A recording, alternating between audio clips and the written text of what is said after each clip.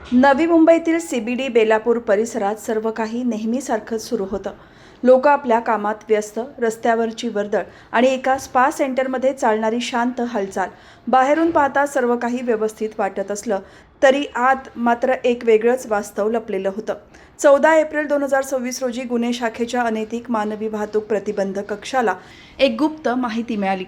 Spa palace spa नावाच्या सेंटरमध्ये मसाजच्या नावाखाली महिलांकडून जबरदस्तीने वेश्या व्यवसाय करून घेतला जात असल्याची खबर मिळताच पोलीस यंत्रणा सतर्क झाली.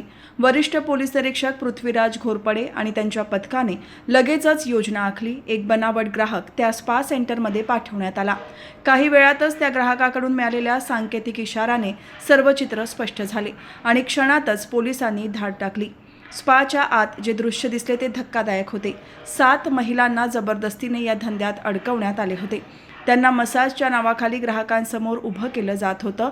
या सगळ्यामागे होती स्पाची मॅनेजर नीतू हजारीलाल प्रजापत. ती महिलांना कामाच्या नावाखाली आणून त्यांच्याकडून वेश्या व्यवसाय करून घेत होती.